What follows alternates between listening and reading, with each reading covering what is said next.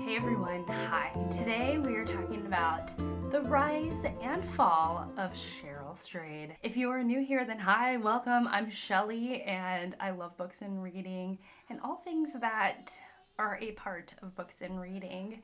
If you find yourself enjoying this video, I would encourage you to subscribe, stick around, and without any further rambling on, let's go ahead and get into the meat of this video. Cheryl Strayed was born Cheryl Nyland on September 17th, 1968. In 2000, she saw her first bit of success in that one of her essays, My Heroine, was selected as one of the collections in, or one of the the bind-ups of the best American essays. And that was probably the first flavor of success that she saw. In 2003, she saw a bit of success again. Another one of her essays, The Love of My Life, was selected for the Best American Essays. Now, if you are interested in reading these essays or articles, I will try and leave as much as I can linked down below, so there'll be a very juicy description box. Now, her first book, entitled Torch, was published in 2006. It is loosely based on Cheryl Strayed's life, and it is about a family dealing with grief. And that is a theme that you're going to see over and over again in her writing. Cheryl Strayed, at this point, she's a published author. She's had a couple of essays that were selected by Best American Essays, and it wasn't until 2010 did her writing really hit the scene. So there is a online literary magazine called The Rumpus, and at the time in 2010, Steve Almond was cooked up this idea, and he was writing this column called Dear Sugar. And Steve Almond had envisioned himself as creating like an older woman persona who was answering the letters of writers who wrote in with their problems, like a traditional advice columnist, to The Rumpus. And this was Steve Almond's idea. He'll come up again in a little bit. And so, actually, about the time that he was realizing that this persona wasn't very true to him, it wasn't really working out the way that he thought, he received his one and only fan letter. And that fan letter was from the Cheryl Strayed, who again was not really known at this point. And so in 2010, Steve Almond passed the torch to Cheryl Strayed, and she started taking over the writing of the Dear Sugar column for The Rumpus, and she decided to take a unique spin on the advice columnist persona kind of thing. Instead of giving people actual advice, what Cheryl ends up doing is that she digs deep inside herself and tells a story about herself. It's very personal. And the Dear Sugar, by the way, is an anonymous column, so she's not even writing under her own name. And she digs deep inside herself, and she comes up with a story that is connected or related to the writer's question. And she answers their questions in this way. And I believe it was the column that she wrote that took the internet by storm back then, and it was called The Baby Bird. This was published in 2010, not long after she took over the column. And basically, let me pull it up. The writer of the letter said these words, or wrote these words rather. WTF, WTF, WTF. I'm asking this question as it applies to everything every day. And I think that Cheryl Strayed, she even talks about this in her podcast that's coming up and we'll cover in just a moment. She talks about how the letter, this kind of letter, this sort of angsty and fraught sentence, barely even would classify as like a letter, would probably often be answered with the same kind of snark and angst. Just get your life together or something. But Cheryl Strayed decides to take a different route. What she does is that she decides to share about the sexual assaults that she went through as a child, that were perpetrated by her grandfather. And she talks about this is something that she experienced alongside her sister, and this is something that she has to deal with. And so she basically answers that your life isn't perfect. No one's life is, and we have to come to grips with ourselves and live life. And that's what life is. Like, life is hard and gritty and difficult. And so this column is what took the internet by storm. And at this point, she has acquired devoted readers, people who know her column from this letter and start reading it on a weekly basis. So everything happened all at once. My camera died, my card needed to be changed, my memory card needed to be changed. So we're back, and we have come to 2012, and this is the rise of Cheryl Strayed's career. So in 2012, she comes out, in February of 2012, she comes out and declares herself, and reveals, that's a better word. She reveals herself as Sugar, as the writer Sugar of the now infamous Dear Sugar column with devoted readers. And she declares that she has been writing this column for the last couple of years. Now, that was in February. In March now of 2012, her memoir, Wild, comes out. Now, Wild is her memoir of the time in which, in 1995, when she hiked 1,100 miles of the Pacific Crest Trail. This was at this point in her life, back in 1995, when she embarks on this journey, her mother has just passed, and she has really gone off the rails in terms of her life. Cheryl Strayed has. She changes her name from Cheryl and Island to Cheryl Strayed, and she is just really lost. She has become what she describes herself as, and I really love this book, as disconnected from the world. Again, she dabbles in some drugs. She is divorced from her husband, and she decides to change her life, take things into her own hands and change her life. And she decides that she is going to hike a good portion of the trail, and she is not an experienced hiker. So it is a woman who doesn't have much money, doesn't have much experience, and embarking on this epic adventure. And so that is what her memoir is all about. It is filled with her signature writing of deep empathy, connection, in a lot of ways revealing, she's very thoughtful about her interior life and what is going on in her interior life, and she is a natural storyteller. We see this upcoming. So 2012, March of 2012, her memoir is released. Prior to the memoir being released, I know I'm bouncing around a tiny bit in timeline, but prior to the memoir being released, Reese Witherspoon calls up Cheryl Strayed and says, my production company would like to, I'm hoping that we can produce a movie on Wild. What do you think about that?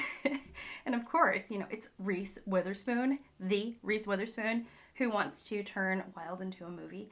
And so Cheryl Strayed agrees. Now, shortly after Wild is released, she gets another phone call from another celebrity, the Oprah Winfrey. At this point, Oprah Winfrey had Oprah Winfrey's Book Club, but it had been put on pause, set aside. Essentially, it was done with. She hadn't chosen a book in a long time. Oprah hadn't. And Oprah says that she loved Wild, that it was a great book. And Oprah has this idea. She wants to relaunch her book club, Oprah's Book Club 2.0. And she wants to kick it off with Cheryl Strayed's book, Wild. And what did Cheryl think of that? Oprah asks her, I heard this in an interview, and not Oprah, but Cheryl's like, yeah, I think that would be pretty good. So in June of 2012, Oprah Winfrey kicks off her book club, Oprah Winfrey's Book Club 2.0, now online, and her first selection of this new book club, this re-envisioned book club, is Wild. So This is Cheryl Strayed's career just skyrocketing. This is the rise of her career. That was 2013 book sales. I mean, she is becoming a household name. Cheryl Strayed is. Everybody's reading her memoir. Everyone and their mother is reading their memoir. I know this because I read it and my mother read it. And it's just, I mean, it's just a huge success hit. I wanted to say a wild success hit. But, and then, and if that wasn't enough, then in 2014, the movie Wild, starring Reese Witherspoon as Cheryl and Laura Dern as Bobby, Cheryl's mother, who passes away, the movie comes out, and it is really quite successful, and it is nominated for a couple of Academy Awards. So it's just really, I mean, her career has taken off at this point. We're not even done with 2012. 2012, something else comes out. So after revealing herself as Sugar, the book, Tiny Beautiful Things, now by Cheryl Strayed, though written as Dear Sugar, is published. Vintage Press publishes it, and it is another hit. And so that 2012 is like the peak. She does a lot of talks during 2012 and 2013, book talks, promoting her book and all of that. But in 2014, she embarks on a new project, and that new project is a podcast, and it's called Dear Sugars, plural, because it is a podcast with herself, Cheryl Strayed, and her good friend Steve Almond, and they've decided to take letters that people have written to them of questions about life and love issues, all of the juiciness of life. They were going to take a couple of those letters, bring them onto their show, and answer them very much in the style of the way that Cheryl Strayed answered the letters in the column. So it's a personal podcast. It's not just like a I told you so or an advicey thing. It's very personal. And I've listened to every single episode of the podcast. It ran from 2014 to 2018. They often had, or sometimes they had guests on the show that would help weigh in on certain topics. And they talked about, feminism and love and babies and money and career and jealousy. And again, all of the things that makes life. So 2012, 2013, 2014, height of her career. 2015 is where I think things start to decline a little bit. So in 2015, her fourth book is now published. It's the book following Tiny Beautiful Things, and it's called Brave Enough. And it is full of quotes that Cheryl Strayed had written, things that people really enjoyed that they plucked from her writing, and they're now all bound up in a single small, like, bedside table type book. And that is her newest book. So no new writing has hit the scene. Also in 2015, she gets another one of her essays in the Best American Essays chosen, and it is called My Uniform.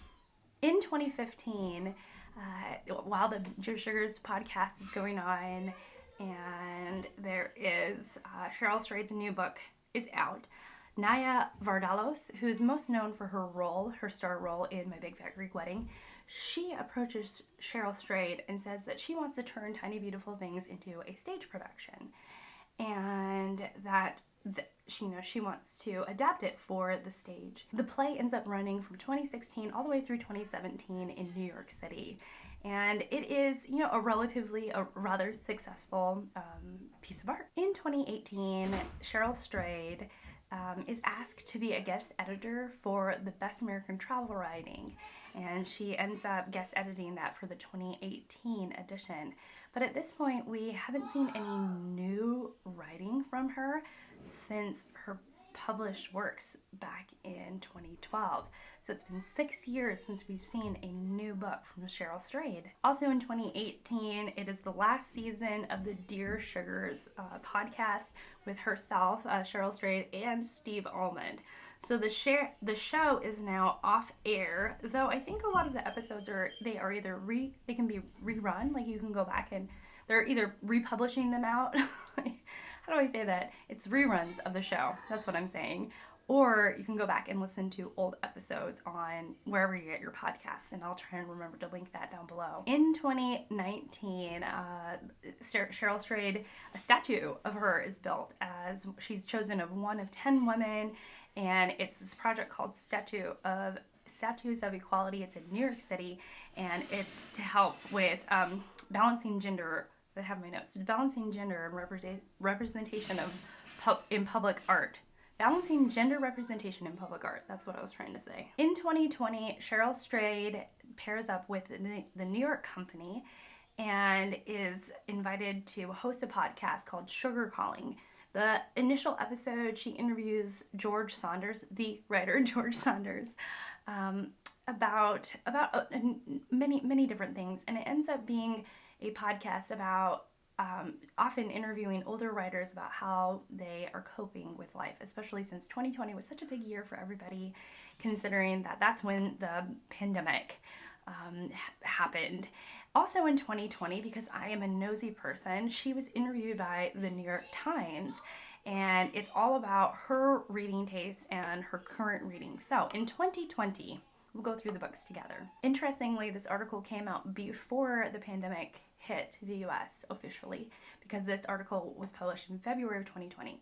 So the first question is, what books are on your nightstand? And Strayed answered Milkman by Anna Burns, In the Dream House by Carmen Maria Machado, Love Janice by Laura Joplin, The Shadow King by Maza McGeast, and a gallery of Sarah McKendrick's Ordinary Sanity. The next question was the last great book you read, and she said Heartberries by Therese Marie Malhot.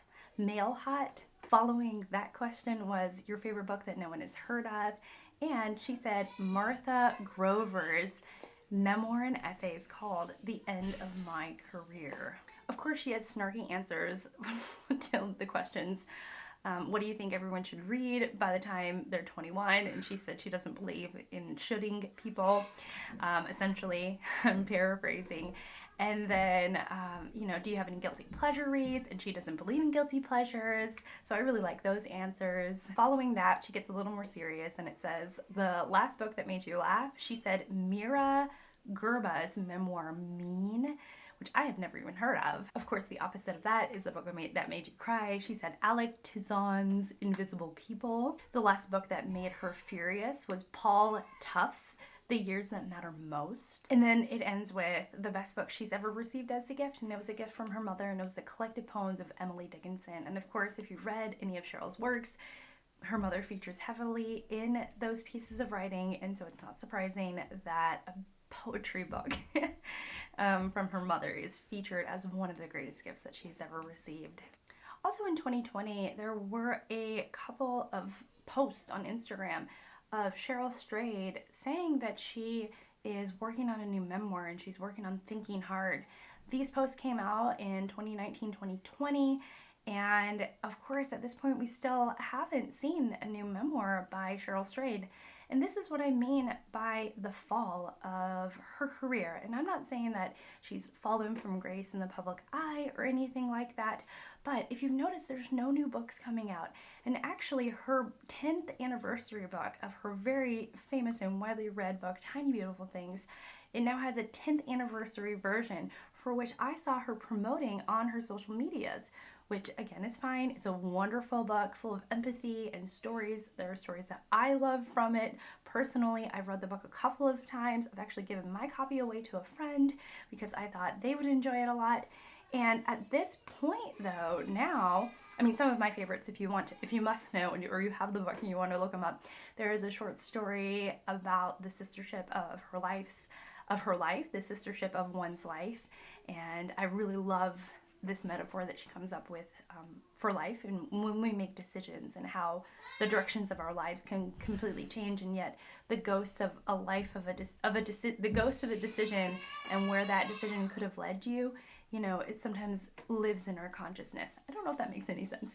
And then there's another essay that I really love that is the title essay of the whole column, Tiny Beautiful Things. That's a great essay. There's so many essays that really stick with me. There's one that she writes about her experience counseling young women in high school when she's counselor or support person, and it's so touching and so fascinating, and her approach to these young women. And I just love it. Like, some of these things really stick with me. But at this point, we're getting her 10th anniversary for this book, and she has not come out with any new material since 2012. And the 10th anniversary has come out in November of 2022, November of 2022. And also in 2022, a few months prior, Hulu says that they are adapting Tiny Beautiful Things to a television series. So we have a television series based on Tiny Beautiful Things. I did hear that Cheryl Strayed was writing for that television series, so her writing is being put to good use. But we haven't seen any new writing from her in years at this point.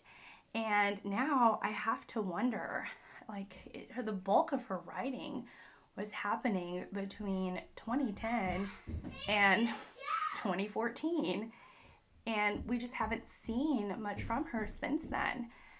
Doesn't mean that her career hasn't been busy and that she hasn't seen success in other avenues, but the foundation for which she found her success, this devoted, truly, I mean, they call her fans like fanatics. Like, they're just people who are so devoted to Cheryl Strayed. And at this point, we haven't seen anything from her in over a decade. And that's so disappointing. It's like the Harper Lee effect. It's like you write one good book and then that's it. That's it. And it makes me wonder, though I don't know for sure, if she has just, I mean, she's talked about in interviews that financially she is just at a totally different financial bracket than her family has ever seen, at least in her living memory. That they are more, they're more comfortable, they're more wealthy than she ever really imagined it would be or happen. She considers herself a writer. However, we don't see any new writing coming from her, and there hasn't been anything teased or nothing hinted at since those posts in 2020 when she was saying that she was working on a new memoir. So I have to wonder, has she risen and fallen from our public consciousness? And at this point, if she, especially those who started off loving what she was doing, which was her books. Like, I love her books, the two that I've read. I have not read Torch. And from what I know about the book, I don't think I want to, because she often refers to Torch as the book she needed to write before she wrote Wild, like the book that she needed to get out and sort of clear those pathways before she actually wrote Wild. And so at this point, she's a memoirist, but she's not even a career memoirist like Deborah Levy. She's just written a great memoir, and she's had a post of columns written and published. And for fans of hers, for whom I would call myself one of them, I just wonder, like, at this point, even if she does write a new book, is it going to be as great as I want it to be? Because she's left her fans hanging for, at this point, 11 going on 12 years. I don't know. You'll have to tell me what you think and what you think of Cheryl Strayed's career, particularly her writing career. I know that she is seeing success on the screen, on the stage. She is still getting gigs in terms of being able to put some of her writing to use, as in adapting and being the writer for the Tiny Beautiful Things television show, which has come out by now. I haven't watched it, and has received really excellent reviews, and it's been well received, I should say. But it has critical acclaim, according to my notes. But however, at this point, I just wonder, like, I am losing hope. Are we ever going to see another book by Cheryl Strayed? And how many years do you make an audience wait? And then when you come out, is it ever going to be received in the way, like, you've made them wait so long? At that point, it's almost become like the expectation for something wonderful has grown into something beyond the book itself. It's like we want the same Cheryl Strayed that was writing back in 2010, 2012. And so many years have passed that I have to believe that her writing has possibly changed, but we don't know. There's no judgment. They're like, we can't judge this because there's no new book. And so anyways, I just want to know what y'all think. To me, her rise to fame and stardom and career-wise in terms of writing when everybody was reading her books was back in 2012. And ever since then, she's been falling ever so slightly every year. Every year that she doesn't publish something new, every year that she leaves her audience waiting for a new book, she falls a little bit more in grace, in the grace of her devoted audience. Now, I could be wrong, but, disagree with me if you want, to keep the comments kind, but this is how I see it. And at this point, she's got to write something pretty darn good. Yeah, in order to, rise again. Could be the rise and fall and rise again of Cheryl Strayed. But who knows? It could just be the rise and fall and the crash and burn at the bottom of Cheryl Strayed if she never writes anything again, or if what she writes next is just lacking that je ne sais quoi, that earnestness and compassion that she is now known for in the books that she has written. Okay, well, that's it for me. I'm finishing up the book. I think that's it. Thank you so much for watching. Thank you so much. I'm going to take this hair out. Thank you so much for being here. I just really appreciate it. Letting me ramble on about Cheryl Strayed. I'll leave as much as I can linked down below. There we go. I'm going to leave as much as I can linked down below. And I'll see you all in the next one. Bye.